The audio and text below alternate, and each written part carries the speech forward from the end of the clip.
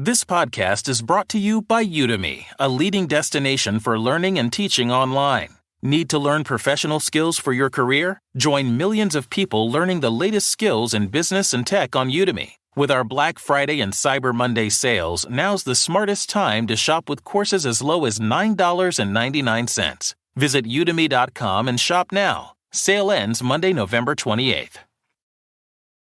This season, only Verizon gives you a free 5G phone with select trade-in and select 5G unlimited plans. And another gift. A service plan is required for gifts. That's a value of up to $1,900. But act now. This deal won't last long. 5G phone, up to $999.99 device payment purchase or full retail purchase with new or upgrade smartphone line required. Less up to $1,000 trade-in/promo credit applied over 36 months. 0% APR. Additional terms and conditions apply. Visit Verizon.com for offer details. Up to $1,900 value based on 5G phone, watch, tablet, and earbuds. Welcome to the Boneyard with Steve Robertson. It is your good friend and host here on the Thanksgiving evening edition of the Boneyard. Many of you will be listening to this on Friday mornings. It'll be after midnight before I finish.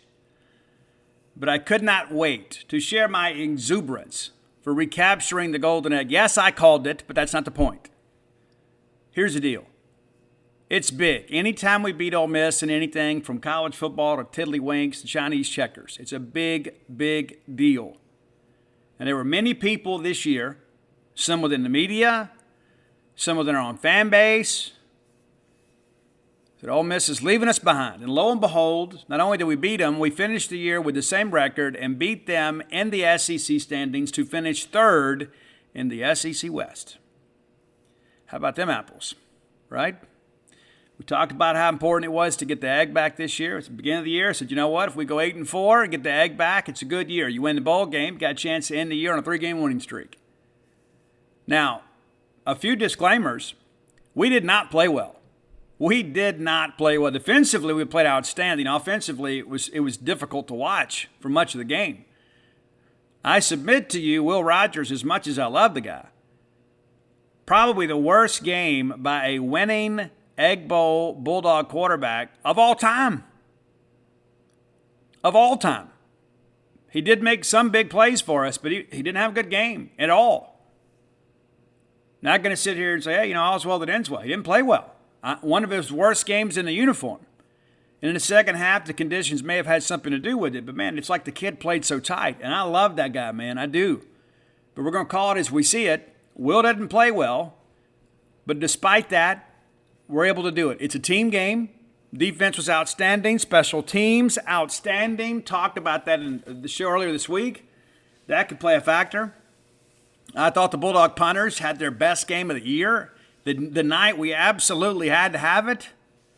So, man, it feels so good to win. Now we ain't got to listen to any of that crap for 365 days. And next year we'll be back in Starkville. I believe we'll be a better team. You never know who's going to be coaching at Oxford next year. You just don't know. But all I know is tonight we are the Egg Bowl champions. We are in line to go to a better bowl game than Ole Miss, who finished the year losing 4 of 5.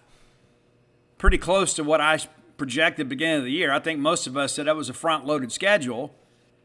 You get through those first few couple months of the schedule, and they have to play some real SEC competition. I think Ole Miss also benefited from the league being down. But all that said, all that trash and all that yip-yap and everything else, Ole Miss leaving Mississippi State behind. And now here we sit with the golden egg in our possession and headed to a better bowl game. How about that? Let's thank our friends at Bulldog Burger Company. I've been there a couple times here in the last week. I was there. Matter of fact, let me think what day it is. It's Thursday. I was there Wednesday night, and I had the chicken wings. Now, one of the things that I like about chicken wings, especially at a place like Bulldog Burger Company, is how well they're sauced. That makes all the difference, man. It does. There are a lot of people that cook wings, don't know how to sauce them. You get an ample amount of sauce on chicken wings, whether you get them as an appetizer or an entree. Very filling. A lot of people just roll some drumettes out there and call it a day, and they're fried to such a crisp. I mean, you hold them in your hand, it's like holding a piece of chalk. That's not the case at Bulldog Burger Company. Go by and have those wings. Have a great restaurant quality hamburger. Have the spring rolls as your appetizer and get a dessert to go. 3 great locations to serve you. University Drive here in Starkville, Gloucester Street there in Tupelo, and Lake Harbor Drive in the original Flowwood area. Be sure and go check it out today. All right. Let's break it down. Listen, this was a gutsy game for Mississippi State, but a masterpiece it was not. Now, in the end, you win these games, and you're able to kind of gloss over some of those mistakes, and we made a bunch of them. One thing that I will say is Ole Miss has been excellent this year in the first quarter. And if you look at the games they've struggled, games they didn't dominate the first quarter. And State absolutely played lights out defensively against this team. They go down that first drive and put that field goal up there, and you're thinking, okay. And I really felt like, and I think many of you felt the same way, we came out and played a little tight. And you give up that opening field goal, and you're thinking, you know what, that's a win right there. And they started stacking some field goals, and I told my wife, I said, field goals are not going to be enough to win this game. They're going to have to finish drives to put us away, and it came back to haunt them. All right, so here we go. Ole Miss won the toss, elected to receive. I don't blame them. I was thinking the same thing, that with the weather coming, you'd like to have drier conditions because you never know how that second half's going to look. And as we saw, pretty rough. All right, so we kick it out of bounds. And at that point, you're thinking, oh, special teams again. That's the only mistake we made. Outside of that, special teams, absolutely outstanding. All right, dart is complete to Malik Heath for 28 yards, and as an astute listener pointed out to me, Malik Heath now the loser of 3 consecutive Egg Bowls. All right, so gets it out to the State 37. It's scripted out, right? It absolutely is. So they go right to work. They go to Dayton Wade for 8 yards. Makes it 2nd and 2. Deep to Jonathan Mingo for 14. DeCam with a nice tackle there. 1st and 10 at our 15. And this is where things got a little more difficult. Darts complete to Jordan Watkins, but Jalen Green, really nice tackle. Thought Jalen had a good game for us too. They elect to run Jackson Dart. He gets nothing. So 3rd and 6 from our 11. They swing it out to Jonathan Mingo, and we are there like we knew what was coming. Ends up being a 3-yard loss, makes it 4th and 9, because you know if they had anything there with the juice early on, they probably go for it. But instead, they get the loss on 3rd down, makes it 4th and 9. They kick a field goal. It's good. It's 3-0, and again, that felt like a win considering how quickly they went down the field. Jonathan Cruz, who had a good game for Ole Miss, kicks off to the MSU 12 because they're trying to keep it away from Tulu, which is smart. But Xavier Thomas, a very capable return man in his own right, brings it out to the 39-yard line, 27 yards on the return, and State goes right to work. And right here you're thinking, you know what, we know something you guys don't. Rodgers complete the ducking for 2. On 2nd and 8, we run Marks for 1. Big 3rd and 7 early, and we hit Jaden Wiley. And we needed Jaden to have a good game. Didn't have a great game, but he was very productive when he had opportunities. 1st and 10 out near midfield now. We hit Austin Williams for 6. 2nd and 4, Woody runs for 7 right at the heart of that defense. 1st and 10 at the Ole Miss 35. We hit Tulu for 20. And right here you're thinking we're fixing to take the lead. This was a great one, too. This was so well executed, so well designed. It's basically a little bubble. It's a numbers game out there on the perimeter. And Tulu, you give him a block, it's going to be a big play, and it was. 20 yards down to the Ole Miss 15-yard line. We won Woody here, gives us 5 yards. We're incomplete to Jaden, and probably should have been touchdown here. I think we'd all agree here. Probably should have been touchdown here. We miss him. It's like Will didn't see him right away, and we kind of threw it late and kind of forced it, so it's off Jaden's hands and incomplete. We go back to Jaden, who gets us 9, down to the Ole Miss 1. I thought he was going to get in. They showed the replay. It looks like he's a little bit short. We hand it to Woody. It's a touchdown, and the extra point is good. It is now a 7-3 Bulldog lead. Rabin kicks off. Ole Miss 7. They return it 17 yards, so out short of the 25. Defense again. Defense kind of caught on their heels a little bit that first drive. Stiffened in the red zone. We kind of pick up where we left off. It's a 3 and out here. Zach Evans runs for 1 yard loss. Jaden Crumity, what a difference maker that guy is. It really is. It makes you wonder maybe if we'd had him against LSU or Kentucky, right? Jackson Dart then complete to Jalen Robinson for just 3. Makes it another 3rd and long, 3rd and 8 here. They go to Jonathan Mingo, and Jalen Green says, "Hello, Jonathan Mingo." I thought this was a tone-setting hit. I thought it showed the Bulldog defense was there to play. And I'll be honest with you, I'll just call it as I see it. The Ole Miss wide receivers are soft. They are soft. And you saw it in the game. They do not like to be touched.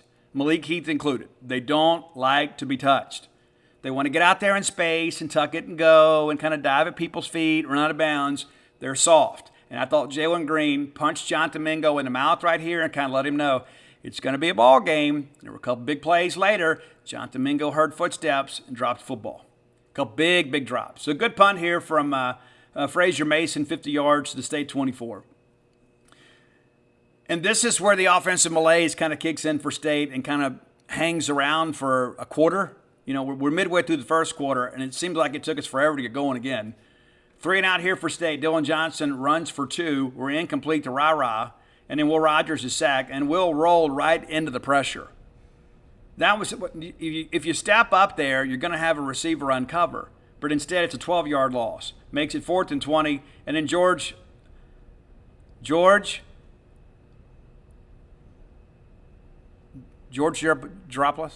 I'm glad he's going to graduate. It's George Geropoulos. 56 yards to the Ole Miss 30. Great punt there.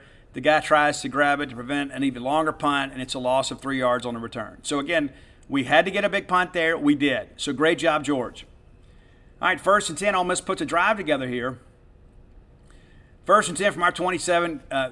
This is probably the most productive drive for Quinshon Judkins, who we did a really good job against tonight. And the kid is fantastic, too. And I say that to really kind of tip the cap to the Bulldog defense. It's not like this is a guy that just had one big game this year. He has done it against everybody. Big game against Arkansas last week, had a good game against Alabama, didn't have a good game against Mississippi State. He runs for 10 up the middle here. They give it back to him for 8, then they go to him for 2. So it's back-to-back first downs on 3 plays. 1st and 10 from the Ole Miss 47. They swing it out to Mingo for 3. That gets it to midfield. Jed Johnson with a nice tackle there in open field. 2nd and 7. Complete to Malik Heath for 5. 3rd and 2, they find Jordan Watkins for 7.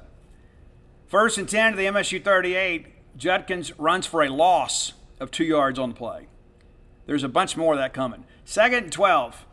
He hits Dayton Wade for 22. This is that little push pass they did. They bring him behind the formation, and I was really disappointed when it happened. They run that play every single game. Every game that I've seen, they've run that play. They use him to get him out on the edge. We've tried to use it some. It hadn't been nearly as successful for us. But they run that play regularly, and we just felt like we'd never seen it before. So they gash us there. Get in the red zone, State stiffens up again. Red zone defense. It's where the games are won or lost. Judkins runs for a 1-yard loss. Backs it up to the 19. 2nd and 11. Judkins runs off left side for 5. 3rd and 6. Complete to Dayton Wade, and it's a 1-yard loss. Another TFL. Bulldogs quick to the spot. Zach Arnett did an amazing job tonight. Field goal attempt from Cruz is good. State still holds on to the lead here. It's now 7-6 as we get into the final minute and a half of the first quarter. State takes over at the 35. Xavier Thomas, again, a good return here. Received it at 15, run 20 yards out to the 35. And I kept thinking, if they're going to give us the ball at 35, we're going to have a pretty good night. All right, Dylan Johnson runs to the middle for 3, and then Will Rogers is sacked for a loss of 22. And just absolutely incredible awareness here from Tulu Griffin. When this happened, I turned to my son, Ani. I said, that may be the play that saves the day in the end. Otis Reese is about to scoop and score. And because he kind of measured his steps a little bit. If he just jumps on the football there, we're probably having a different conversation today. But I'm not being critical of him. That's what you're coached to do. Out in the open field, you try to scoop and score. But Tulu Griffin, not trying to scoop and score. He's just trying to recover and give us a chance to punt. That's exactly what he does. He jumps on it. It was a huge play. Now, how many people give up on that play or just go try to go make a tackle? But Tulu's like, nah, I'm getting the football. And he did. Huge play. False start then on Stephen Lasoya. Backs it up even further. Crazy. 3rd and 29 now from the 16-yard line. That runs out the quarter. And again, you get to the end of the quarter and things don't feel great. But you look up at the scoreboard and it's 7-6. And yeah, we're back up against it right now. But again, Ole Miss, a first and second quarter team. We have now survived the first quarter with the lead, which I think was a harbinger of things to come for Ole Miss. You didn't get the big start. You had to have the big start with the weather coming. They didn't get it. All right, 3rd and 34. Dylan Johnson runs the draw for 11 yards. And really, that's just to give us a little more room to punt. And Arthur Trafford, a 39-yard punt. And again, we get them back on their side of the field. Wasn't the best punt of the night, but effective for sure. But I was a little worried here. I thought, you know what? Decent field position for these guys. 1st and 10, they're on 41. Dart is then complete to Mingo for 8 yards. Brings up 2nd and 2. It's a big play to Malik Heath. 1st and 10 from our 34. Incomplete to Mingo. I believe that was a drop. 2nd and 10. Dart tries to run it. Nothing there. Jed Johnson, a nice tackle there. Just kind of twists him down. 3rd and 10 from our 34, and they give it to Evans, who gets just 3 yards. 4th and 7. Field goal is good. Ole Miss takes their first lead at 9-7. Kickoff is a touchback. State's got plenty of time here. But again, we're kind of in this offensive malaise. We're complete to Ra for 5, makes a manageable 2nd 5. We go back to Rufus Harvey, who leans forward for the first down. That moves the chains. Now, 1st and 10 from the MSU 36. We go to Woody for 3, back to Woody for 1, makes it a 3rd and medium at 3rd and 6. We're incomplete to Tulu and to Tavius Robinson, all in Will's face right here. And then George, dare I say it, George Geropoulos, punts 55 yards down to the Ole Miss 5. What a great job by the Bulldog punters. Again, we're going to reiterate that because when we had to have them, we had them. All right, 1st and 10 from the Ole Miss 5. We have them backed up here, chance to flip the field. Judkins then runs for 2, and then Dart is incomplete, broken up by Emmanuel Forbes. Another physical play. Then incomplete to Malik Heath, brings up a punt, 45 yards, and Xavier Thomas returns 13 yards to the Ole Miss 39. They flag us for a little block in the back, and there was all this back and forth about where the ball should be, and they finally get it straight. I don't know if it was actually correct or not. All right, State's over here, and this was one of those drives here where I said, you know what, we're going to lose. We're going to lose because they give us an offsides penalty. It now makes it 1st and 5 at their 50. You think, at the very least, we ought to be able to get a field goal attempt. Guys, we did not gain a yard on this possession. And this is when I got a little bit worried. I kept thinking we got to hang in here and tread a little bit of water, but when you finally win the battle of field position, you got to cash it. We didn't. So we're incomplete to Woody. They batted down by Katie Hill. 2nd and 5, we're incomplete to Jaden Wally, broken up by Troy Brown. 3rd and 5, we're incomplete to Tulu, broken up by J.J. Pegues. And he was open. I don't think we let him clear enough, but they get 3 hands on the football here. Not good. George with a 38-yard punt. It's fair caught at the 12-yard line. So, again, we've got Ole Miss backed up inside their 20. You feel like we get a stop here, we got a good chance here to get good field position. We do. Dart runs right side for 7. They go back to Zach Evans. It's a 2-yard loss. Again, a TFL. Tyra Sweet, an absolute monster tonight. Thought Jed Johnson had a big ball game. 3rd and 5, Jackson Dart, then complete to Watkins for 4. Huge tackle by Buki Watson here. Makes it 4th and 1. They act like they're going to go. We all know they're not. Why would you do that? A 9-7 ball game backed up at your own 21-yard line. They burn a timeout. They punt.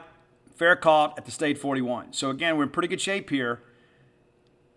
And we blow it. Absolutely blow it. And this is one of those moments where you start thinking, it's just not our night. I wanted to be hopeful, but I was like, you know what? We're just not able to get this thing done. All right, complete to Justin Robinson for 11, and we get a first down there, and you're thinking, okay, all right, we're across midfield. We figured some things out. We're incomplete to Justin Robinson, and then Will Rogers is picked, and we're flush there and just throw the football away. There was no chance of completing that pass to Tulu. Otis Reese is 2 or 3 yards in front of him.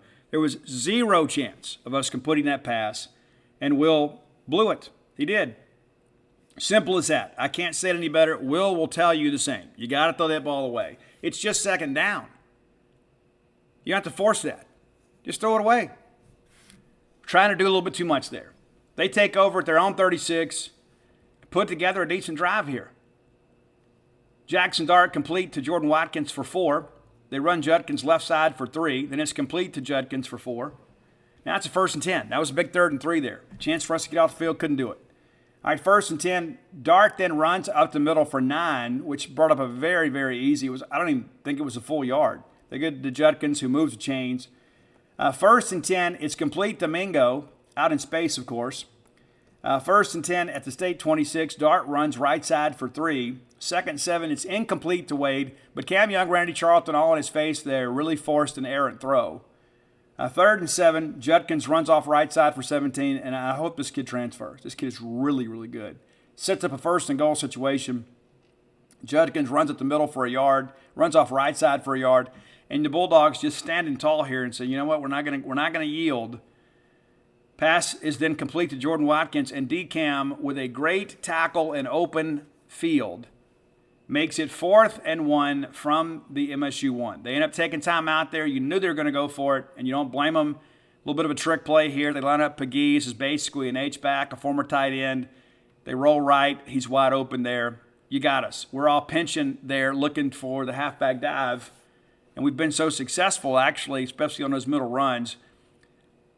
You got to sell out and just kind of hope you get there. We didn't. And they got us. Good play call. Extra point is good. It's now 16-7. It's now a 2-score game. And I'm sitting here thinking, hey, at least we have time. Let's at least go down and get a field goal, because we get the ball first coming out of the half. You got a chance here to get even or pull ahead. You got to get something on this drive. And they left too much time on the clock, and Will Rogers made them pay. Rogers then completed Dylan Johnson for 6. Will tucks it and goes, and a lot of times that's there. He was a little more assertive with that tonight. Later in the game, maybe a little bit too assertive, but he runs here for 8, moves the chains. 1st and 10 at our 39. We hit Jaden Wiley on a crossing route. End up burning timeout here. Had 3 of them to work with. Rogers is then complete to DJ for 6. Now we're out across midfield for a 1st down. Dylan Johnson runs up the middle for nothing. We end up burning timeout. Just got 1 left here. 2nd and 10. Rogers is complete to ducking for 15, and I thought he got the most he could have gotten out of that play. They didn't have short zone help there. We're able to run the crossing route all the way across because everybody on the left side vacated. And so when Caleb crosses all the way across the formation, there's nobody to pick him up in his own. It's good play design by Mike Leach, well executed by Will Rogers and Caleb Ducking. All right, we give it to Dylan. Again, I didn't like this at all. I didn't like it. We had to burn the timeout here. I don't know what we're trying to do here, but just throw this thing away. It's 1st down. You know, the time is more important than the down at this distance. All right, so we end up having to burn our final timeout right here. I'm thinking, you know, we're going to drive all the way down here. We're going to blow this. We're going to end this opportunity with no points. That's how I felt. Admit it, many of you did too. 2nd and 5, we're complete short right to Dylan for 2. He gets out of bounds, makes a very manageable 3rd and 3. We hit DJ for 6 to move the chains into the red zone. We spike it. 2nd and 10, Will Rogers is incomplete to Jaden Wiley. It's 3rd and 10, and I'm thinking, you know what? If we get tackled in bounds here, the half is going to run out. Let's just kick it. That's what I've been thinking. Let's just kick it. Had we kicked it, we'd probably lose the game. Right? The way things played out, this was a very significant score right before the half. You find Tulu Griffin, and I still don't understand how they let him get open. I have no clue how you let that guy get open. And he backs into the end zone. It's a touchdown. Extra point is good. We squib it down the field. They return it and force them to run another play, and Zach Evans runs to the middle. And that's a half, and it's 16-14, and as bad as we played on offense, we're down 2 with the ball coming out of the half. It's like you look, we've had 2 just absolutely ridiculous turnovers, and we're down 2 because of our defense. Defense was outstanding. I will accept no Zach Arnett slander. All right, let's get to the second half here. This is where a lot of the juice happened, right? All right, so we get the ball coming out. It is a touchback, 1st and 10 from our 25. We immediately find Rufus, who gets us 8. We go to Woody, who gets us 1, and then next thing you know, huge play on 3rd and 1. We give it to Woody, who gets loose for 32 yards, down to the Ole Miss 34. It looks like he pulled a quad on the play. And I tell you this, Woody Marks is a warrior, and he demonstrated it again tonight, because give the Ole Miss defense some credit.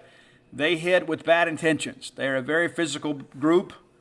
It's not just the running game. There is a new identity up there, and maybe there'll be a new one next year. But these guys definitely play a good brand of football. All right, 1st and 10. Will Rogers then runs off left side for 8 and gets out of bounds, and then they bring it back for a holding call. I haven't gone back and seen the game, so I don't know if Q held or not. But I was glad to see a little more assertive tucking and running from Will Rogers early in this ball game. I didn't agree with the decision late, and we'll get to that. But on this particular play, I thought it was good. You got to keep him honest. Nobody is game planning for Will Rogers running the football, and he's not an adept runner. But he is a guy, when things break down like this, he can get you 5 or 6 and get out of bounds. All right, 1st and 20. It's complete to Dylan Johnson, who ran through people. Dylan Johnson and Woody Marks, we talk about having an identity. Those guys are very much Mississippi State Bulldogs. All right, 2nd and 2. It's a false start against us. And again, this is one of those scenarios that just kind of plays out. It's like, it's just not our night. We're going down and we're fixing to score. We get a false start on Reese. It's 2nd and 2. Now it's 2nd and 7. We don't gain a yard the rest of this drive. It's nuts, and we have 3 more downs to go. 2nd and 7, we're incomplete to Justin Robinson, Cedric Johnson in Will's face. 3rd and 7, we're incomplete to Dylan Johnson across the middle. We end up taking a timeout. Decided to go for it. Had to burn the timeout here. This could have been catastrophic later. You burn the timeout there, and this basically is a turnover. And it's pretty crazy. You know, Will gets outside, flush left, and Rufus and Scooby, I believe it's who it was right there, they're kind of caught in no man's land. Do I uncover or do I block? What do we do here? And so they ultimately block. Will has to go. There's nobody to throw the football to, and Will basically runs out of bounds after a 3-yard gain. Just one of those things that happens in a game. I didn't like our play call here either, to be quite honest with you. Ole Miss gets the ball back, and the defense says, you know what? Offense will eventually get caught up, but you're not. And in this second half, the Mississippi State Bulldog defense played as well as they've played at any point in this season. All right, 1st and 10, they're on 28. Jackson Dart is sacked by Tyrus Wheat, who was absolutely outstanding. They got that freshman Pettis they're really high on. Tyrus Wheat made him look really, really young tonight. 2nd and 17, Dart back to pass again, hits Watkins for 6. We'll take that. Malik Heath down with some cramps on the plate. I don't know if I mentioned it earlier. Malik Heath has lost 3 consecutive Egg Bowls. All right, 3rd and 11. Dart is then incomplete to Jonathan Mingo. I believe this also was a drop. I don't know how Ole Miss scored it. I'm sure they would have just scored an incompletion. But Jonathan Mingo had at least 3 drops tonight. He hurried by Cameron Young here. Cameron Young had a really stupid penalty later. We'll address that too. All right, 4th and 11. Good punt here, but Xavier Thomas with a good return too. 27 yards across midfield to the Ole Miss 46. You're thinking, okay, this is a chance for us to go get the lead. We don't. We actually go 3 and out. Special teams kind of bails us out here. Rogers is incomplete to Austin Williams. They give him a pass breakup here. I don't believe that was a pass breakup. I think this is the one that Austin Williams dropped, and Will put a little bit too much air under it. And if they gave that kid a pass breakup on that play, then we need to go back and audit the entire thing the entire year before we go vote for all SEC stuff. All right, 2nd and 10. Rogers is complete to Wiley for 8. You got a manageable 3rd and 2 here. The next thing you know, it's a sack. I don't know what we're doing here. I don't know what we're doing on 3rd and 2. What are we doing? What are we doing? I don't get it at all. They're showing blitz here. I just didn't agree with it at all. And maybe it's Will, maybe checked out of a play. I don't know. I don't know the sequence of events here. All I know is it ends up with a 14-yard loss for Mississippi State. We end up punting. Again, special teams comes up huge. Down at the Ole Miss 4. So you're winning the battle of field position in a 1-score game. And you feel like at some point something will break loose for you and maybe you can take the lead. Ultimately it did because of the play of our defense. All right, 1st and 10, Dart is complete to Mingo for a 1-yard loss. Manuel Forbes injured on the play. It looked like he got his wrist and forearm stuck between 2 Bulldog helmets as they were going to make the tackle. No update. 2nd and 11, Dart is then complete to Malik Heath for 10. Asias Ferg's playing a little cushion there. I thought it was a good move to put Ferg on Malik. They don't really like each other. Thought he could have gotten Malik's head a little bit. All right, 3rd and 1, Zach Evans runs off left side, 4-yard loss. And again, Ty Wheat just basically making money tonight. 4th and 5, a nice punt. Xavier Thomas returns 13 yards. They flag us for running into the kicker. And we did. But the acting job by Frazier Mason should be nominated for an Academy Award. I mean, kids, you're not that soft. I understand you're trying to get a call there, but come on. All right. They get another punt, and 45 yards. We get no return out of it. So it's basically a differential here of, 15 yards? Yeah, 15 yards. So the penalty ultimately cost us 15 yards rather than the 5. We just didn't have to give the ball back to him. And so you're thinking, okay, out near midfield, and what happens? Well, Rogers is sacked and fumbles, and they recover. And at that point, I think we all felt that all was lost. Another bad turnover. This one, I don't know if Will just didn't feel it, but offensive line's got to be better there too. We got whipped on that play all the way around. Ole Miss drive starts with 7:33 to go in the third quarter. 1st and 10 from our 36. Judkins runs off in the middle for 3. Then they run him back in the middle, and then there is a penalty on us for unnecessary roughness on Cameron Young. And I'm going to say this right now. I love Cameron Young. Kid's going to play football for a long time. This was a very, very selfish penalty. He had Broker out there, and he whipped him to play before, and they were woofing after the first down play. And then the second down play, they're out there again, and it's over. It's over, and Cam goes up and shoves him down. It's a wonder it didn't cost us the ball game. Honest to goodness, it is a wonder it didn't cost us a ball game. It's a critical juncture in the game. It's a high-tempo area. The emotions are high. They've had a turnover. They're feeling like this is the moment for us to get it back to 2 scores. But instead, our defense is like, nah, not today. 1st and 10 from our 14-yard line is complete to Mingo for a 1-yard loss. I think I've said that over and over and over again. That's what happens when you're soft. 2nd and 11, Judkins then runs off right side for 10 down to the MSU 5. 3rd and 1, they give it to Judkins, and it's a 1-yard loss. Buki Watson absolutely destroyed this play. Brings up a 4th and 2. You know they're going to go for it. I would have gone for it too. The way our offense was playing at the time, the way their defense is playing at the time, you absolutely go for it here. Whether you make it or not, you got to go because you're going to have to make State drive length of the field. They go for it. Try to swing it out right. Jalen nearly picks it off. It's okay either way. It's a turnover on downs. But this could have been absolutely devastating for Mississippi State. But the defense refused to yield. We take over at our 6. We go to Woody for nothing. Again, he ran hard, just nothing there. 2nd and 10, we're complete to Woody for 7. Nice run here, too, and kind of delivered the blow at the end of it. Makes it a 3rd and 3. We find Rufus for 7. And at this point, I'm already starting to feel a little bit better because I'm thinking, if we can just get 2 first downs on this drive and punt and kind of flip the field a little bit, we got a chance. Again, it's still a 1-score game. So 1st and 10, we give it to Woody for 3. 2nd and 7, we get to Rufus for 6. Comes up a yard short. 3rd and 1, we go to Woody for 2. And then they flag Ole Miss for offsides on top of it. So it's a 1st down, no play, and Woody is down. And again, it just shows you how tough this kid is. He just kept coming back. That kid is owed a debt of gratitude from every Mississippi State football fan tonight. All right, 1st and 10 from the MSU 34. We're complete to DJ for 6, and then we find Rufus for 16. One of the better offensive plays we had during the third quarter. And at this point, I'm thinking, even if we have to punt, if we don't give up any more yardage, even if we don't gain anything, we can flip the field here. But yeah, let's keep the drive going, right? 1st and 10, then we give it to DJ, who runs for 9, and this is the first time late in this third quarter when I thought the Bulldog offensive line was getting the better of the Ole Miss offensive line. I thought they looked tired. Of course, the conditions were beginning to worsen. I thought the Bulldog offensive line began to exert themselves here late in the third quarter. All right, 2nd and 1, we go back to DJ for 12.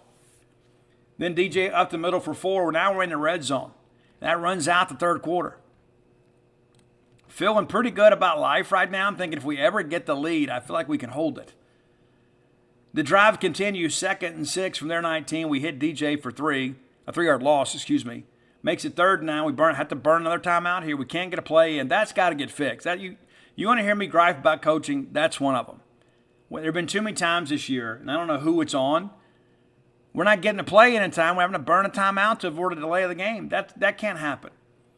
All right, 3rd and 9. Will tucks it and runs for 6. Down to the Ole Miss 16. We don't convert here and move the chains, but we get the field goal, and now all of a sudden State has the lead at 17-16. And it felt good. You look up, you're like, man, we have played so poorly. And we got the lead in the fourth quarter on the road at Oxford? Really?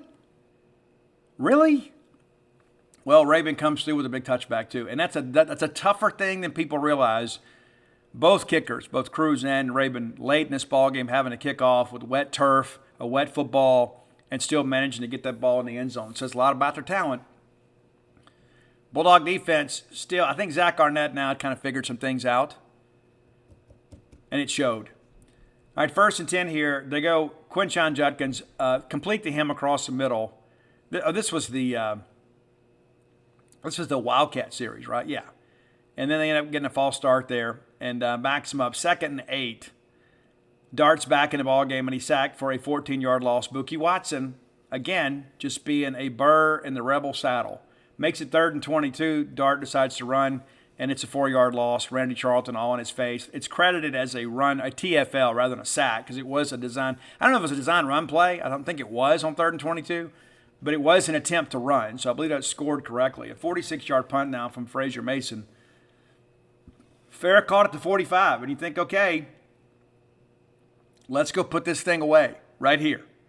And we did. There was a little drama late, but this is the big drive, right? You finally get the lead. You get the stop. You got to keep the momentum. We absolutely did. That's one of the things that we have lacked in big games is when the game has been on the line to make that decisive fourth quarter drive. This is it.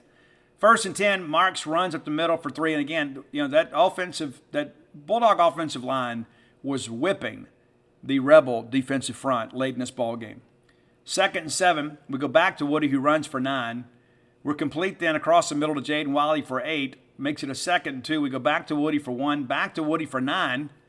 On 3rd and 1, moves the chains. 1st and 10, we go back to DJ for a 3-yard gain. Then no gain here. 3rd and 7, and you're thinking it's middle of the field. Let's take a shot here. And if we don't make it, we kick. We did a one receiver route here, right? And they have a bust in coverage, and there's Ra who goes down with a cramp. Extra point is good. Now State is up 8, so Ole Miss at this point knows what they have to do. Not only do you have to score, you got to go for 2. I even had some people texting me, Steve, do you go for 2 if we score here to make it a 2-score game? No, you don't. You kick and make them have to go for 2. And you'll find out why later. Ole Miss gets the ball here, and this is a pretty crazy sequence here. So it is it's run to Judkins for a 1-yard gain. They go to Dayton Wade for 10. It's 1st and 10 out to 36, and then there is the backward pass. Now I'm going to gripe about this for a little bit here. There is a reason you have a head linesman out there. He immediately as the pass was thrown, signaled that it was a backwards pass. If you ever watch him on the sidelines, if it's forward pass, they go left hand, backwards pass, they go right hand, right? And so that's what he did. He signaled it, and then there's all this. There was an inadvertent whistle. The inadvertent whistle was they didn't recognize the call. And so they go back, and all of a sudden here, they review it. Jonathan Mingo charged with a fumble. It was clearly a backwards pass. And people are like, oh, it's even with the line. And that's a backward pass. But it wasn't. It was thrown from the 30 back towards the 29, and he touched it around 29.5-yard line. The head linesman got it right. They go back and review it. Absolutely correct. There was immediate recovery by Jed Johnson. And that's the thing, too. In that situation there, I'd like to see us have a little more urgency because Jonathan Mingo quit on the play. Jed could have picked that thing up and run it back for a touchdown. And here you're thinking the kill shot is coming. They get the review right. We have it. Ole Miss is pouting. Their fans are throwing stuff on the field, showing their true colors. 1st and 10 from their 30. We give it to DJ, who runs at the middle for 5. And again, just whipping those guys up front. 2nd and 5, we give it to DJ. He gets loose, dives for the pylon. I thought he made it initially. And then when I saw that, I was like, he looks like he's short. And right here I'm thinking, okay, 1st and goal at the 1. Let's just run it 3 times. If we don't make it, we'll kick a field goal. This game is over. We give it to DJ, who gets nothing. And I did think the spot was bad, too. Like, he was out of bounds at, like, the 2-inch line. But they backed us all the way up to the 1. So we get nothing on the first one, and then Will decides to pull it. And then he's out in the open field and gets hit and fumbles the ball forward. They recover, and then all of a sudden, drama unfolds. And again, I'll say it, I love Will Rogers. I do. He has done an amazing thing. This was not his famous shining moment. Again, probably the worst game by a winning Bulldog quarterback in the Golden Egg, I know, at least in my lifetime. It's terrible. He had a terrible game. And the defense bails us out again. Again, it's a team game, right? There's been some other games the defense hadn't played well, and Will's bailed those guys out. But we're going to call it as we see it. And Will and everybody around Will tell you the same. Will didn't have a good game. But you know what? Will rode home on the bus with the Golden Egg next to him, too. All right, 1st and 10 from the Ole Miss 1. They put together an impressive drive here. And again, the defense has been playing well all night. You're thinking, okay, we can get a stop here. Pretty crazy how this thing worked out, man, for sure. Ole Miss drive starts with under 5 minutes to go. They go to Judkins for nothing. And so now all of a sudden you start thinking, all right, maybe we can get them backed up here and get a punt. They're not going to go for it, backed up on their own end. 2nd and 10 from their 1 is complete to Dayton Wade for 8. Gives them a little more room to operate. 3rd and 2, they find Jordan Watkins for 5. First down. 1st and 10 at the 14. It's incomplete to Malik Heath. Jalen Green with a nice play to break it up. 2nd and 10 from the Ole Miss 14. They're across the middle to Dayton Wade, who gets 11, and the first down. 1st and 10 from their 25. They hit Malik Heath, and now you're thinking, all right, here we go. Here we go. Going to be some drama at Vaught Hemingway Stadium. Then there is the penalty for false start. Backs them up 5, and there wasn't a lot of penalties called in this ball game. I didn't think it was a terribly officiated game, to be quite honest with you. I thought they missed a bunch of holding calls on the Ole Miss offensive line, including one on Tyrus Sweet in the end zone when it was 9-7. All right, 1st and 15, they give it to Judkins for 7. A 2nd and 8, Judkins runs to the middle for 5, makes it a 3rd and 3. Jackson Dart then hit for a loss of 4 yards from Deshaun Page. 4th and 7, they go for it. You're thinking, this is the ball game here. We bring the house, go zero coverage, and you got to give credit to Jordan Watkins. Jackson Dart, with Jed Johnson in his face, throws a great pass. And Jordan Watkins, with Jackie Matthews all over him, makes the play. Good ball placement, good execution. You tip your cap.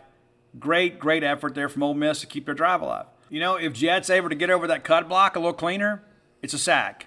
If Jackie Matthews is able to get a hand in there, it's a PBU. And sometimes they just beat you. And on this play, Ole Miss beat us. 1st and 10 from our 44. Darkton runs right side for 6 and gets out of bounds, ushered out by Jed Johnson. 2nd and 4, Judkins then runs to the middle for a 1-yard loss. Cam Young, he of the dubious penalty earlier, was big here down the stretch. 3rd and 5, Jackson Dart is complete to Jonathan Mingo for 4 yards and runs out of bounds. The question that I ask, it's 3rd and 5. Why are you running that route a yard short of the sticks? Well, he did. You can't do that. You cannot do that. All right, 4th and 1, they go for it, and Judkins gets loose for 12. And it's really wish we were kind of selling out early on, thinking they were going to do the dive. They didn't, and he got us. And here you're thinking it's inevitable they're going to score, right? Well, they do. The very next play, Jackson Dart, we have a bust in coverage. I don't know if it was DCAM or Sean Preston. We didn't communicate there. Dayton Wade wide open, into the end zone, 23 yards. And you know they got to go for 2, which is why you don't go for 2 unless you have to. I know you're thinking if we get 2 and make it a 9-point game, it's a dagger. That's just not the smart football play.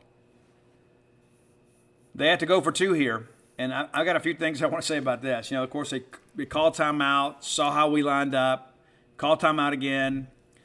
And I don't know who the color commentator was. He was terrible. Doesn't know the rules of the game of football, kept trying to defend all this stuff. And he's like, all these explanations, like they're having this conversation with himself, like they're watching a different game than the rest of us. You know here they're going to try to run something outside, right? That's what they did the time before, right? When they got in there tight, they ran outside and ran that rollout pass to Pegues. So you feel like they're going to try to get on the edge here, maybe give Dart the run-pass option. But instead, they run this shovel pass that had absolutely no chance. 0 chance. And this clown is like, oh, it's a great play call. There aren't any great play calls when the defender nearly intercepts a shovel pass. Are you kidding me? That's a good play call? Give me a break.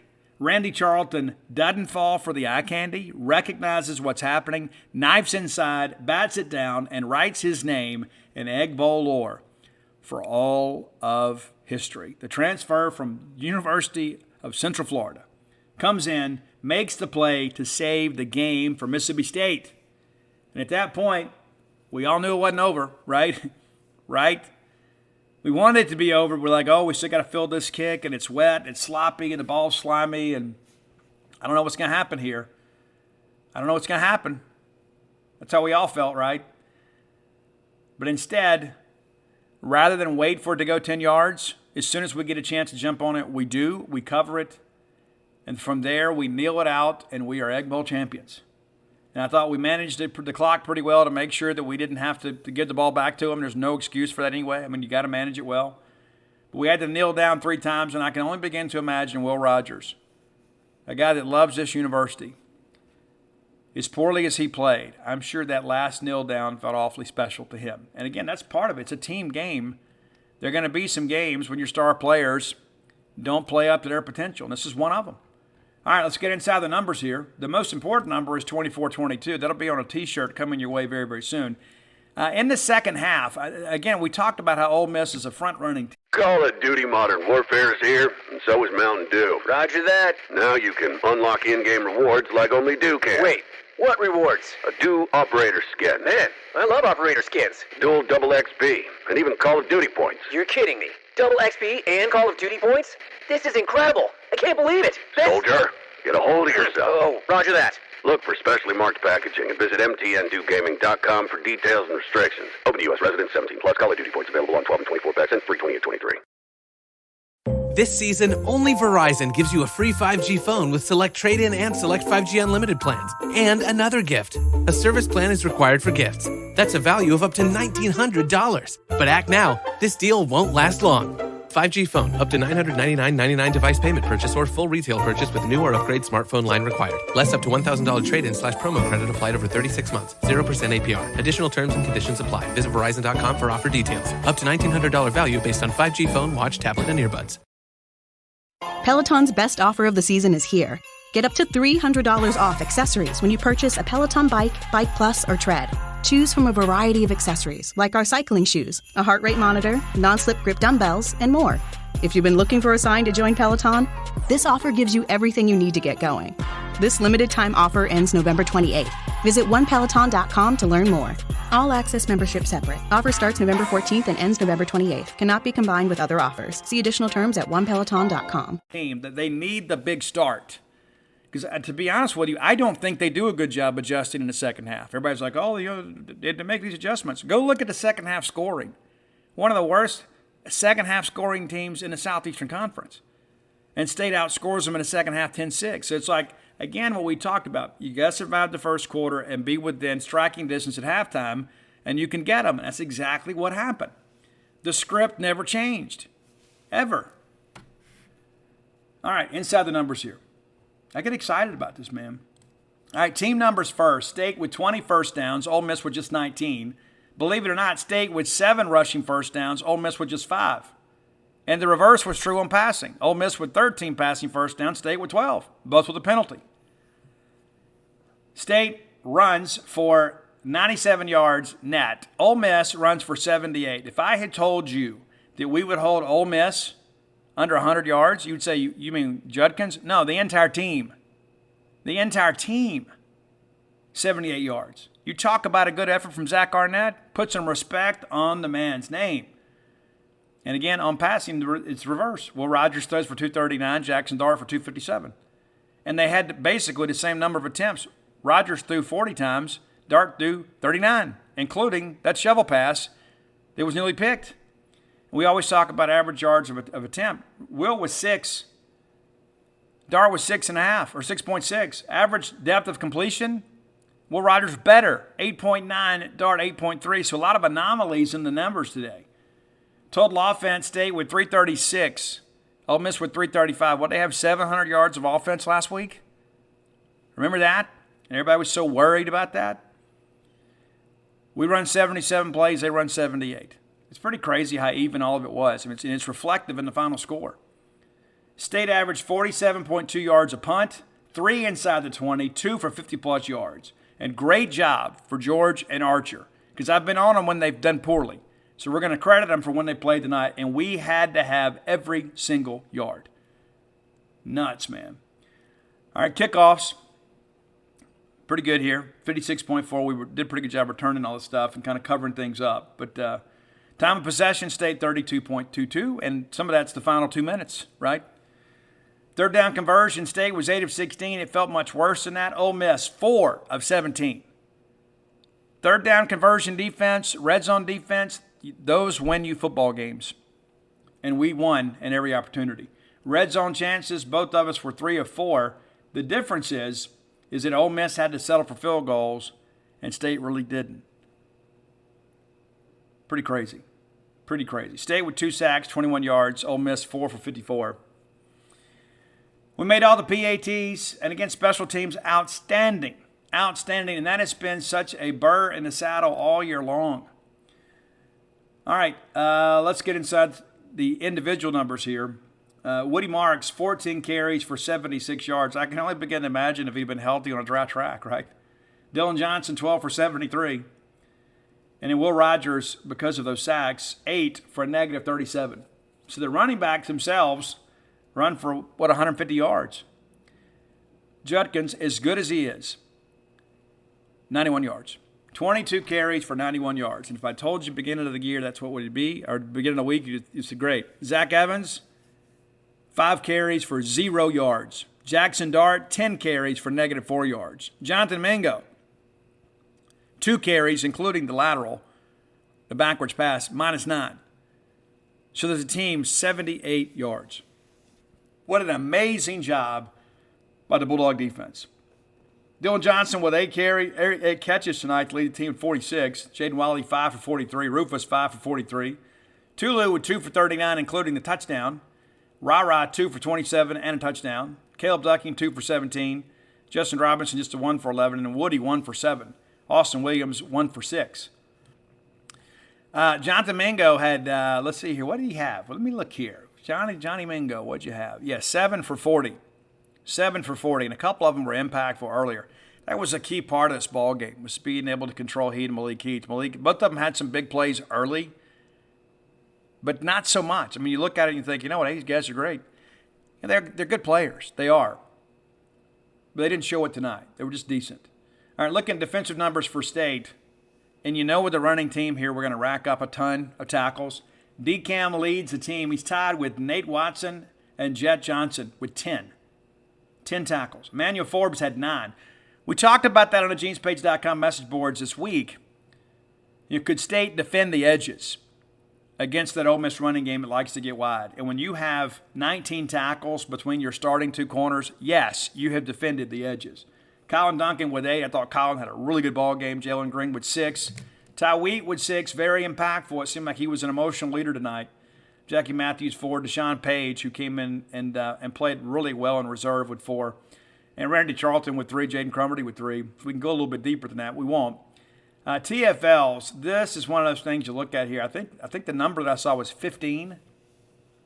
Buki with 2.5. Ty with 2.5. That gives you 5. Charlton with 1.5. Cromartie with 1.5. That's 3 to make it a total of 8. Page makes it 9. Jed Johnson makes it 10. Jalen Green makes it 11. Matthews makes it 12. Cameron Young makes it 13. And then 2 more split among 4 players. So 15 tackles for loss against a team like Ole Miss that wants to reestablish a line of scrimmage and get behind that big offensive line and dictate terms to you. Tonight, it was the Bulldog defense dictating terms to Ole Miss, one of the most prolific running games in the country. Pass breakups, Jalen Green with 3. Good ball game for him.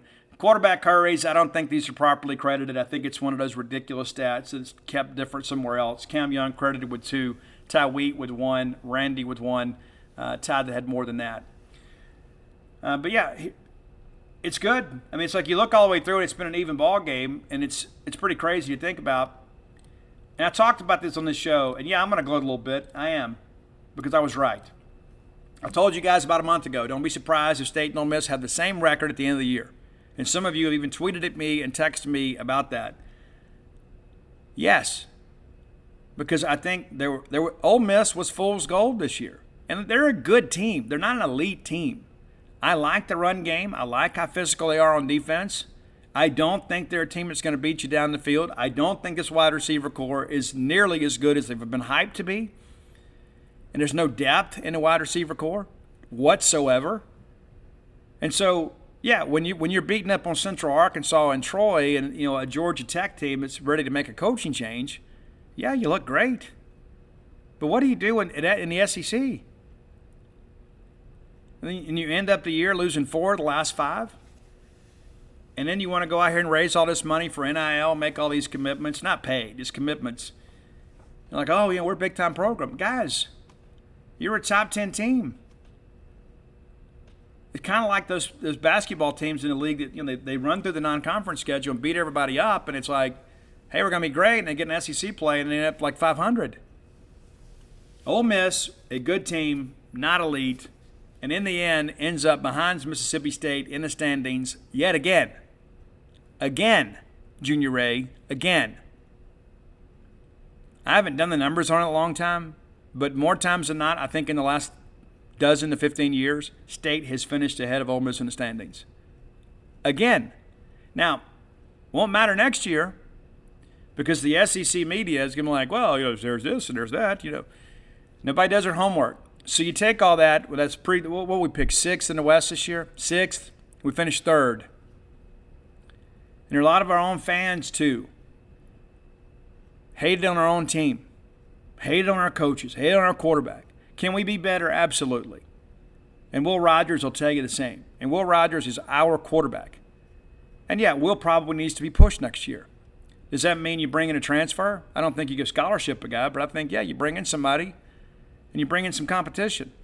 Is Sawyer Robertson ready to take a jump next year? I mean, Will need some competition. Competition makes everybody better. And as good as Will has been for 3 years, I don't think he should enter the spring feeling like he didn't have anything to prove. He does. He can get better. And I think this game will be a motivating factor for him. It's always great to win when you don't play your best game. And that's the thing that I think about. If we play clean in this ball game, my goodness, we blow these guys out in their own backyard.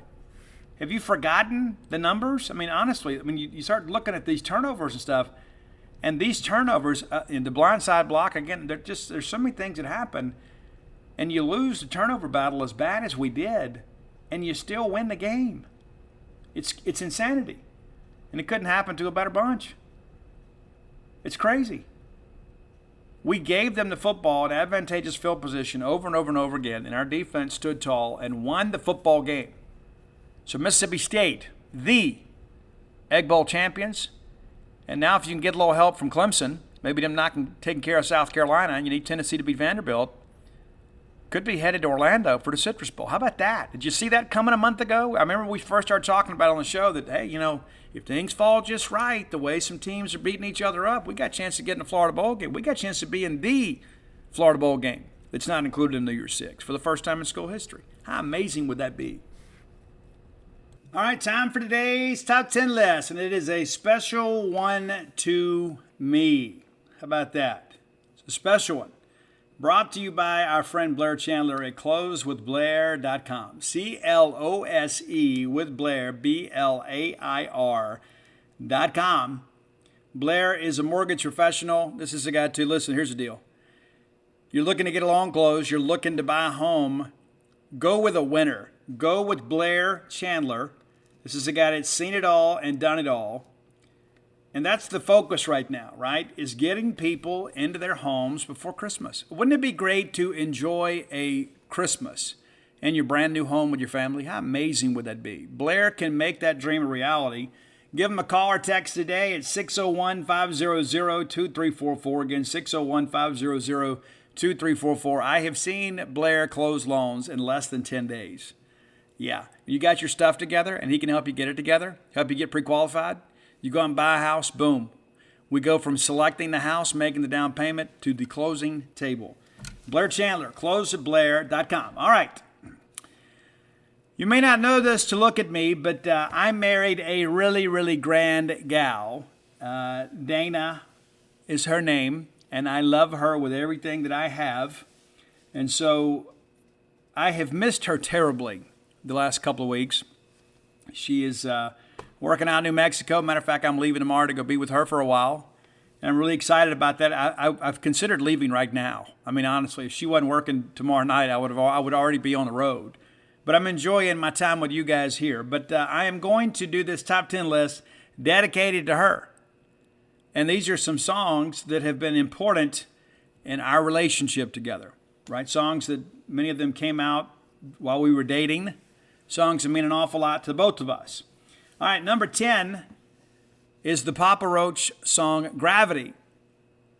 Now, I have Gravity tattooed on my right wrist, on my inner wrist. And my wife is not one that gets to be very, I don't know, melancholy or emotional. You know, she's kind of a trail runner, kind of got alligator skin at times. You know, she just never gets real emotional. And one day we're out shooting pool, just me and her at a local watering hole, and the song Gravity from Papa Roach come out. It hadn't been out very long. It's got Maria Brink from In This Moment singing the female part of the duet. And she turned to me and she said, "Babe," she said, "you're like my gravity.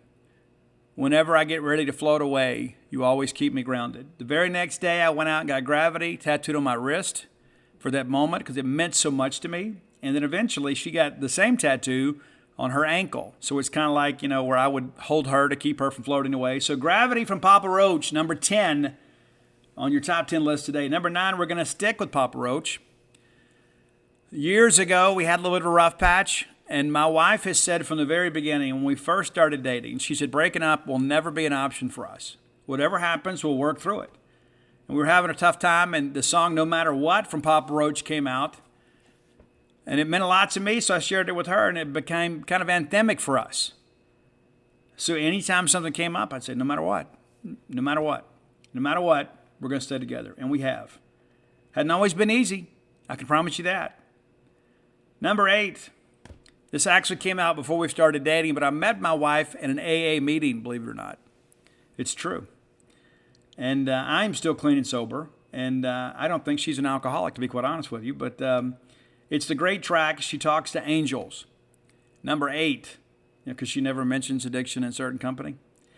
All right, number 7, and this is one she picked, and it predates our relationship. And it is kind of a legendary love song. It's Journey's Open Arms. Number 7. Number 6, we renewed our vows several years ago. And my oldest kid, Ani, played guitar. And the kids sang No Rain from Blind Melon and sang Home from Chris Daughtry. It was a really, really nice service. A lot of our friends came. And when my wife turned 40, I think she thought I was going to trade her in on a younger model, which wasn't true, because my heart belongs to one woman, and that's her.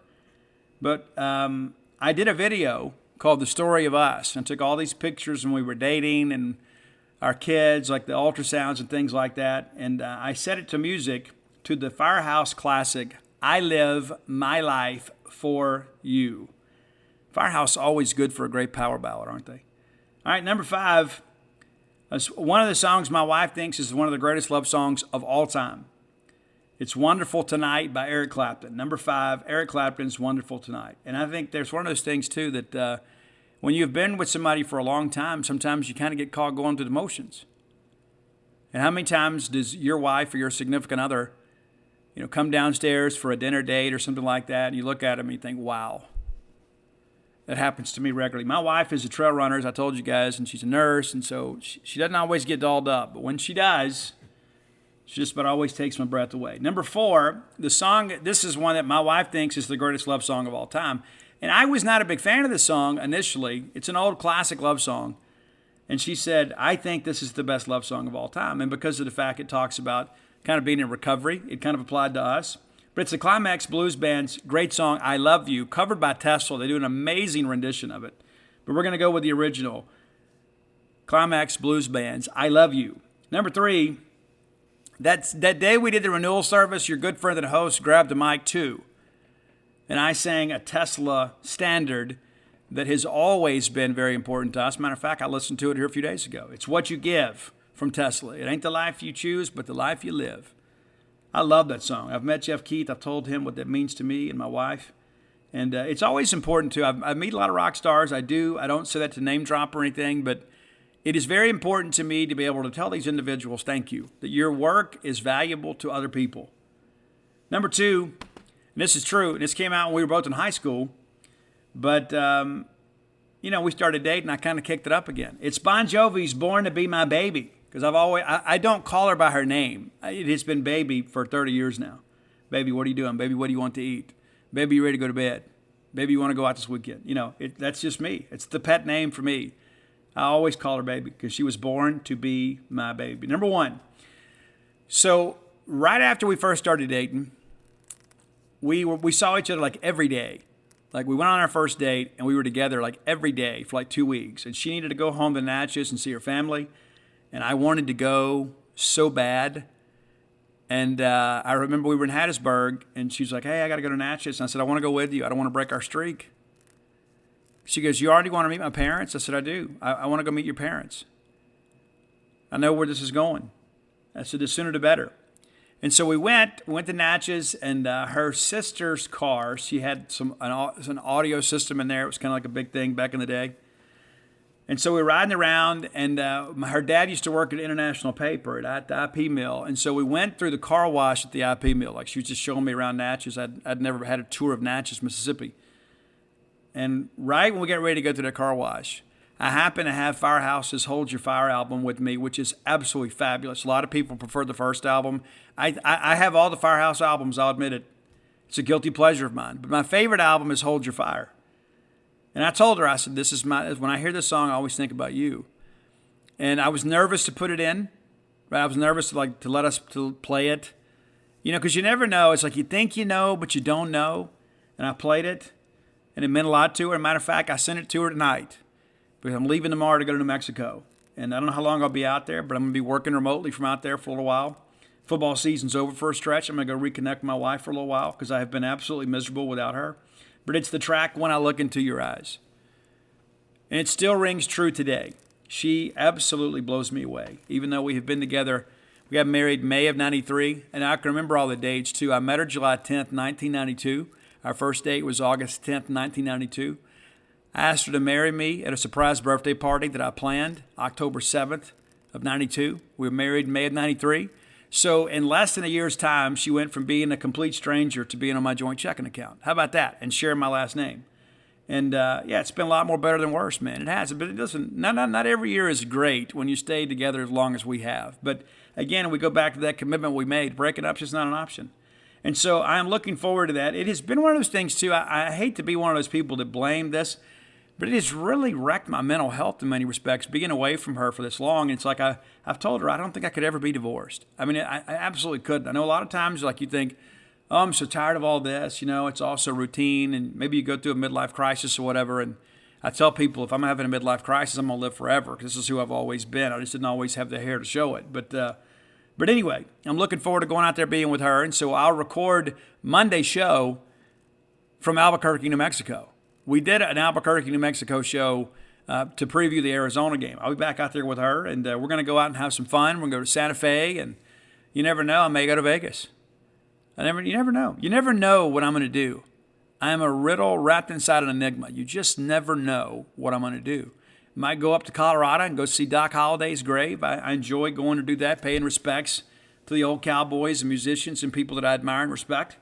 But we're going to go have a blast. I mean, really the only plan that we have is I'm going to get there, and I've already got her Christmas stuff, and she's going to open her Christmas stuff, and I'm going to take her to dinner Monday night. And Tuesday we're going to go have a spa day, and your good friend and host is just going to relax and enjoy being in love. And my hope is that you feel in your heart what I feel in my heart for her. So thank you, baby, for loving me. And this list is for you, and I've already sent her the list, and she approved. So we'll put this playlist together, and we'll enjoy it. All right, time for the next segment of the show, brought to you by Campus Bookmart. Campus Bookmart, a Starkvillian institution. Be sure and check them out next time you're in town. It'll have to be basketball season, but many of you in the Golden Triangle area are looking for places to shop as you fill out your Christmas list.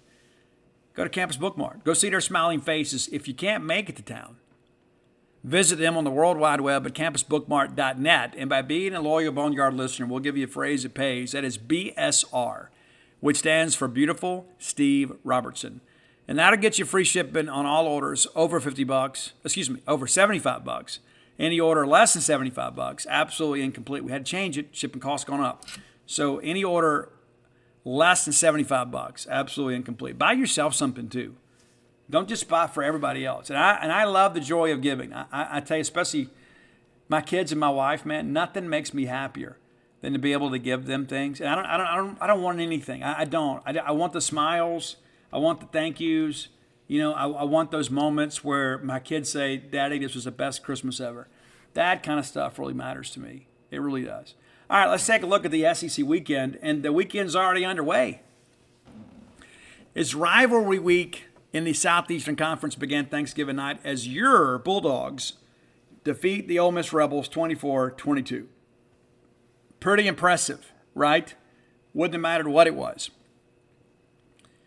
Arkansas is at Missouri. That is the 2:30 game on Friday. That's the Black Friday game. And we're going to have two SEC teams in action on Friday, so I'll get to listen to those as I'm driving into Mexico. Kind of takes your mind off the drive, when you can just kind of engage in a ball game. Arkansas is at Missouri. Listen, I think Missouri's going to win this game, and I've thought that for a few weeks, and you guys maybe on the show have listened. It's not that Arkansas is not capable. I just think Missouri at home, and as well as they've played defensively this year, I think they'll have a plan. I won't be the least bit surprised to see Arkansas win, but I think Missouri, with what they have on the line, Arkansas is already bowl eligible, and when you've been under the gun like Arkansas has been the last month, you finally get over the hump. There is always a reason to exhale, and I think that'll be the case. I think Arkansas comes out a little bit flat. Maybe I'm wrong. I think Missouri wins the game. The primetime game on ABC is Florida at Florida State.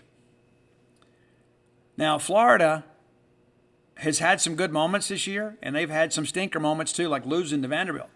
Florida State, a lot of people thought Mike Norvell was coaching for his job this year, and I was one of them. I thought, this is it. Now you look up, they're 16th in the country. Got an outside shot to make a New Year's Six bowl if the traffic clears just right. So they appear to be on the right track, and I think they win this ball game too, which would make Florida 6-6. A couple weeks ago, I said, hey, Florida could be that team to knock us out of contention for the Citrus Bowl. And we're going to talk about that more next week once we get through the regular season games, kind of where things stand in the bowl pecking order. But now State, with the win tonight, is assured to finish ahead of Florida in the SEC pecking order. So we're going to go with Florida State as the winners. Georgia Tech is at Georgia. I do not give Georgia Tech any chance at all to keep this game close. I do think Georgia will probably call off the Dogs late because they got to play again next week in the SEC championship game. So I don't think they'll go out there and fully exert themselves late in that fourth quarter. I think the game will be in hand by then. South Carolina is at Clemson. This is a big game if you are a Mississippi State fan because you need Clemson to beat South Carolina. Because if we end the year with the same record as South Carolina, I think South Carolina gets the bid for the Citrus. That's part of the deal. And listen, I think the highs this year have been much higher for South Carolina. I think when it's all said and done, Mississippi State will not have beaten a team that finishes in the top 25 because Ole Miss will certainly drop out this week. Ranked 20th this week, they'll drop out. And if we should possibly move up ahead of them, how cool would that be? But South Carolina at Clemson, we need Clemson to win this game. And you need Tennessee to win too. But you need Clemson to win this game. That means that State is the only 8-4 team in the league and also means that we're probably the highest rated pool of 6 team. So everybody else above us will be in the New Year's Six or the playoff. Does that make sense? So your rooting interest here is Clemson. Louisville is at Kentucky. I like this Louisville team. They have been trending the last couple of weeks. And Kentucky, I just don't think you can put any confidence behind Will Levis's name. I know it's a home game. I know it's senior day. I know emotions will run high. But at some point, you got to snap the football. And you got to go execute a play. And the guy has not lived up to his billing. And you would say potential, I just don't know that I share the opinion that he has the potential that many other people do. He's a big guy with a lot of arm talent. His decision-making is terrible. And I think this Louisville offense is going to go into Kentucky and win this football game. Auburn is Alabama. And Auburn's been a great story under Cadillac Williams. They have been. I love what's happened. And again, that makes that Bulldog win over Auburn look even better because they have won every game since then. I am expecting a very competitive Iron Bowl, the 2:30 CBS game this Saturday. And I'll be able to watch that from New Mexico. I'm excited about that too. I'll be able to sit there and watch all the games Saturday and enjoy college football with my lovely wife. Finally. But Auburn is at Alabama. I think this is a ball game for probably 3 quarters. I think Auburn will come out with their hair on fire and play hard for Cadillac Williams. But I think in the end, Alabama is just too talented and too much at stake for them. Not to say that Auburn won't make a bowl game. They may get in as an APR entrant. LSU is at A&M. Does anybody give A&M a chance to win this game? I mean, honestly, I don't. And I think that LSU defensive front is going to feast on A&M. I really do. I think this LSU team is trending in the right direction. They're currently 5 in the playoff. They're going to lose to Georgia. But if things go crazy, they could hang in there. It's going to be tough to make the playoff, but they'll certainly be a New Year's Six bowl team because I guess if they lose to A&M and lose to Georgia, they would drop out of the New Year's Six. So your rooting interest here is LSU, but A&M can't score. LSU can, and LSU runs the football and they shorten the game on you, and they're so explosive. I like LSU to win. I like LSU to win big. Tennessee at Vanderbilt. Vanderbilt's been a great story the last couple weeks. They beat Kentucky on the road. They host Florida and beat them. I think Vandy will come out and compete for a while. I just don't think they have the dudes. Tennessee more talented than Florida. Tennessee more talented than Kentucky. Hendon Hooker is out, sadly.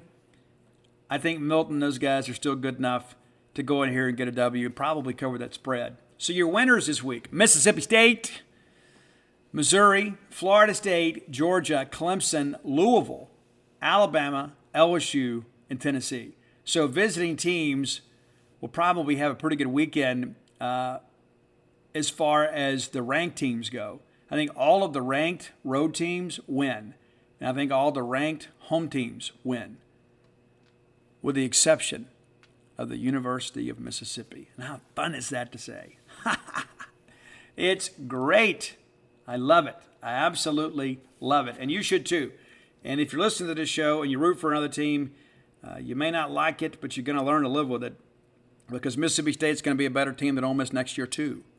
Right? This was the year, right? You had the big year last year when you had 37 seniors or whatever it was. And you had a great regular season. You did. You got embarrassed in the ball game, but you had a great regular season. And this year, we're trending in opposite directions. And again, Mississippi State is going to be a better team than Ole Miss last year. You can clip it, whatever you want to do. You can throw it back in my face. Not only will State finish ahead of Ole Miss in the standings this year, we'll do it again next year. And I'm tired of hearing about all this hype. Stop it. At some point, you got to go win a football game. All right, final segment of the show brought to you by Portico. You know Portico, I've told you guys before, I would, if I was moving to Starkville, I'd move to Portico. To be that close to campus, but also to kind of nestled in a little neighborhood there. So you're on the quiet side of campus, so you're there close enough for convenience and far enough away to have a little privacy. Portico's the way to go. Brooks Bryant is my friend, your friend, Mississippi State's friend. A Diamond Dog, went to 2 Omaha trips with Mississippi State baseball. Part of a great group of developers bringing this wonderful neighborhood to Starkville. Very easy to get to. Turn off 82 on the 12. The very first right is Pat Station Road. You go through the 4-way stop. Portico's right there on the right. Go check it out today. Give yourself a self-guided tour. You can start with a 2-bedroom, 2-bath home and go all the way up to a 4-bedroom, 4-bath home, and it's not a cookie-cutter deal. If you want to say, hey, I need this, I need that, I need this room to be a little bit bigger, I'd like this, they can accommodate you. They've got their own group of builders, and they can put together some plans that fit all of your requirements for your new home. I encourage you, whether it be your ballgame weekend retreat, your second home, your primary residence, your retirement home, Portico has a plan for you. Make Portico your next move. All right, let's talk about what it all means. You know, the first we always talk about is in-state recruiting. Like, you want to be the cool school. And listen, it was not an impressive victory. It was not. It's not like we went up there and we ran our offense to its maximum proficiency and just went all over them. We didn't. The conditions had something to do with that, but also give Ole Miss some credit defensively. They gave us some issues. And then our quarterback, I don't know if it's nerves or pride or whatever, but just didn't play well. I'm not going to keep belaboring the point because, again, I'm a Will Rogers fan. And I get a little tired of people talking so negatively about him, but I'm going to call it like it is. He didn't play well. But the reality of it is we won the game. The egg is back in Starkville. And for 365 days, we're going to hang on to it. They'll probably bring it by some of your homes. There'll be at alumni functions. You can get your picture made with it. It was one of the great trophies, one of the best traveling trophies in college football.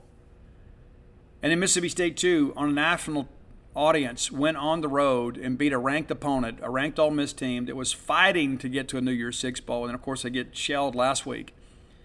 And so it was an outside shot, but now – Ole Miss will end up probably, I would say maybe the Gator Bowl or something like that, maybe the Outback, maybe. They'll get a Florida Bowl game, and they deserve one. They do. They're a good team. They're just not as good as Mississippi State, as the scoreboard and the standings show. That's important to understand. And while we're talking about those standings, let's take a quick look, kind of how things look right now for the pecking order. All right, so the West is decided, obviously. LSU wins the West. Alabama is second, a game back. And then there's Ole Miss and Mississippi State. But by virtue of the tiebreaker, Mississippi State finishes third.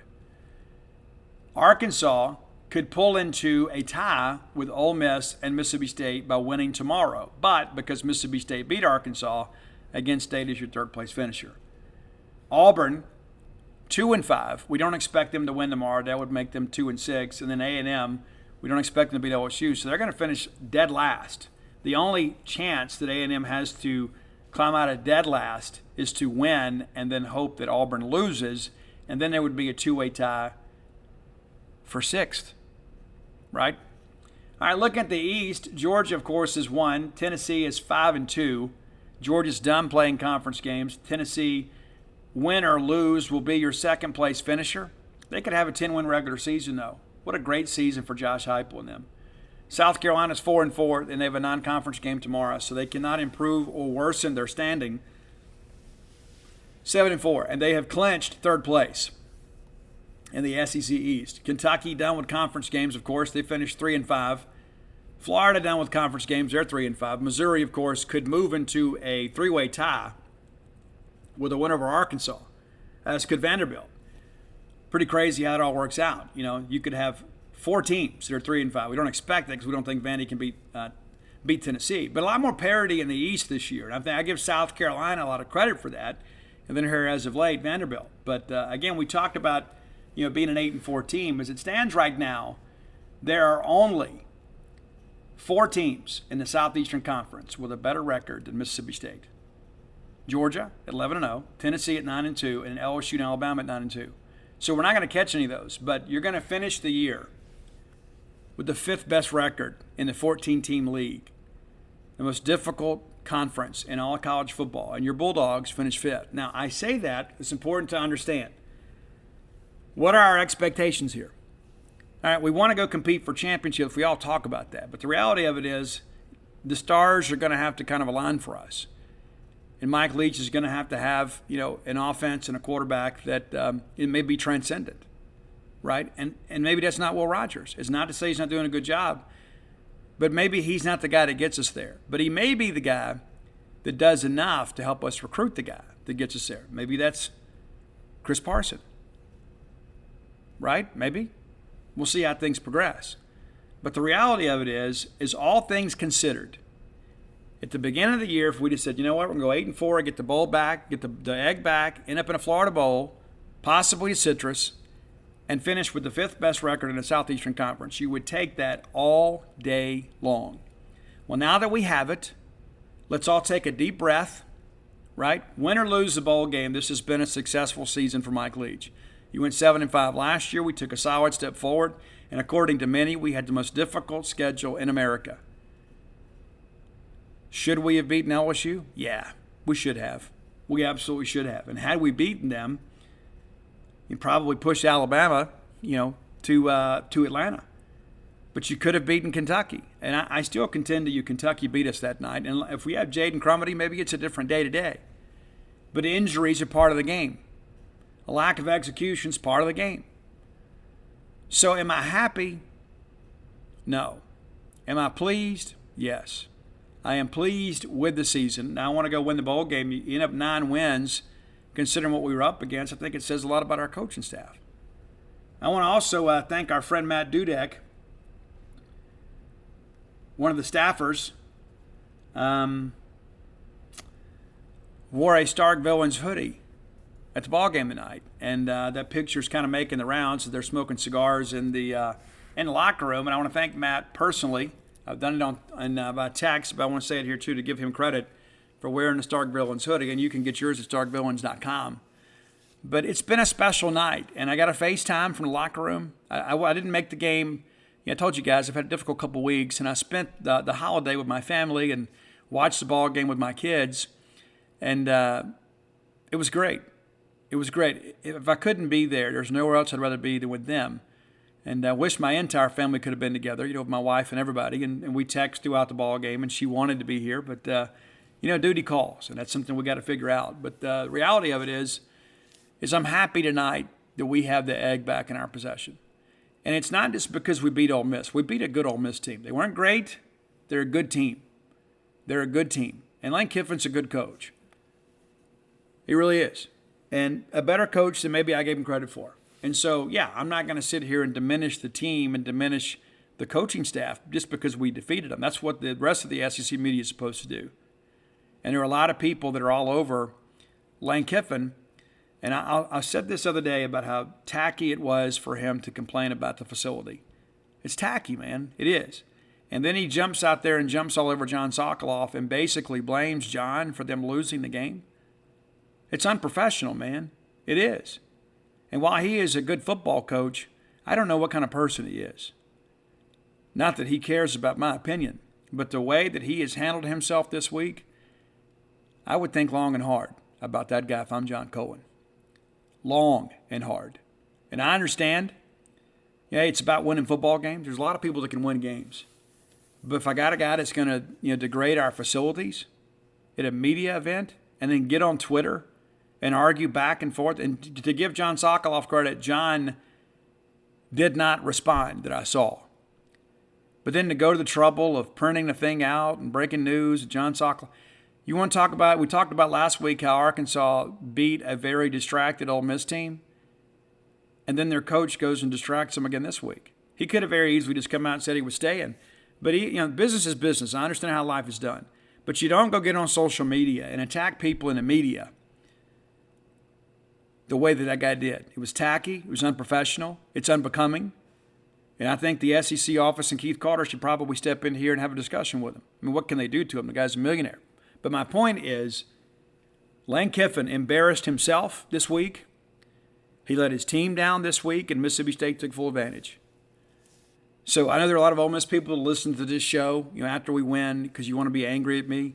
I'm angry for you, too. I'm happy that we won, but I'm angry that your coach has let you down this week. And not just because of the ball game. That's part of competition, right? But the way that he has handled himself this week, I think is an embarrassment. And I think don't get me defending Ole Miss people, but the Ole Miss people deserve better than to have their coach out there arguing on Twitter and trying to dunk on John Sokoloff, and then to show up in a postgame where he got out-coached and blame it on John Sokoloff. I think it's a joke. And I think somebody in that administration should step in there, and somebody owes John Sokoloff an apology. It's absolutely a joke. You want to know why I wished I would have been there? I would have loved to have been there for that, because I would have asked him, well, Coach, your team clearly was distracted. I mean, Mississippi State defense played a lot better than your offense did. The one that you called and designed, everything else that you did. You guys have gotten all this hype for this year. And your freshman All-American running back was held under 100 yards. Your team was held to 78 yards. Your team that you failed, right? Because you wanted to get out there on Twitter and get some internet cred. It's a joke, man. It is an absolute joke. And I'm so glad that Mike Leach, after a difficult stretch that he's had, now has possession of the golden egg.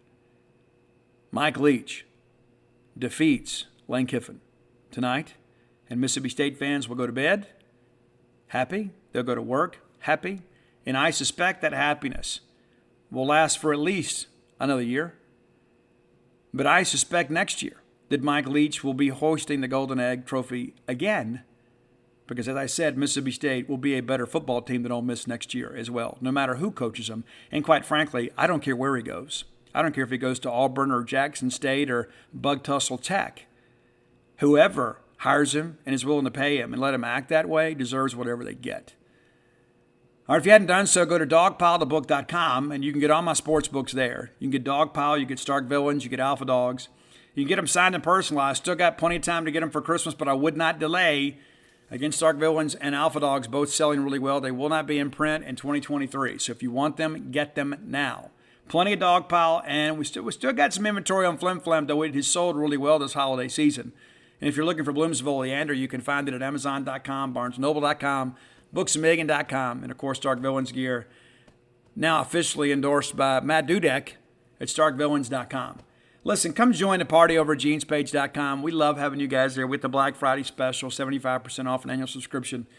Come by, check it out. You'll be glad you did. It's going to be a lot more fun these days. We all kind of been at odds here because we were so much angst and anxiety about the Egg Bowl. It's like, man, we can't lose this game. We can't lose. Now that we've won it, I think now maybe everybody can kind of take a deep breath. Now we can relax a little bit. Because I think we all agreed 7-5 this year, despite the challenging schedule, would not have been satisfactory. Not that Mike Leach is going to get fired. Not that Mike Leach was going to be publicly scourged or anything like that. But we would basically be dead in the water. And if we lost this game tonight, that's how I would have felt. I would have felt like, you know what, we missed an opportunity to take a step forward as a program. And there were a lot of people that said Mississippi State could be a better team this year and have the same record. I just never subscribed to that ideology. I said, you know what, we're good enough to go beat Ole Miss. We should have beat them last year. And they were a great team last year, and we still should have won the game. So it's about us. And we didn't execute tonight in every phase of the game. But defense and special teams carried it, and we got just enough offense to win. And again, tip of the cap to our good friend, Randy Charlton, that didn't fall for the eye candy. Flexes inside, bats the ball down, and State wins. What an amazing job tonight by everybody wearing maroon and white. Mississippi State fans, I absolutely love each and every one of you, whether we agree or not, whether you bought my books or not, whether you subscribe to my website or not. Tonight is your night. You enjoy it. You wear that maroon to work on Friday, and you wear it with pride. You should always wear it with pride, but maybe you poke your chest out a little bit farther today because Mississippi State, the 2022 Egg Bowl champions, and headed to a great Florida bowl game. Be looking for ticket information in the days to come if you can get there, if at all possible. I encourage you to pack the car, bring the kids, go make some memories. Until next time, let's all live our lives in a way we make more friends than enemies, and people can see a difference in the way we live.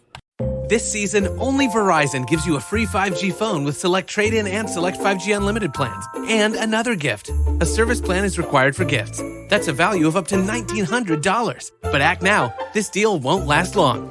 5G phone, up to $999.99 device payment purchase or full retail purchase with new or upgrade smartphone line required. Less up to $1,000 trade-in/promo credit applied over 36 months. 0% APR. Additional terms and conditions apply. Visit Verizon.com for offer details. Up to $1,900 value based on 5G phone, watch, tablet, and earbuds. Peloton's best offer of the season is here. Get up to $300 off accessories when you purchase a Peloton bike, Bike Plus, or Tread. Choose from a variety of accessories, like our cycling shoes, a heart rate monitor, non-slip grip dumbbells, and more. If you've been looking for a sign to join Peloton, this offer gives you everything you need to get going. This limited time offer ends November 28th. Visit onepeloton.com to learn more. All access membership separate. Offer starts November 14th and ends November 28th. Cannot be combined with other offers. See additional terms at onepeloton.com.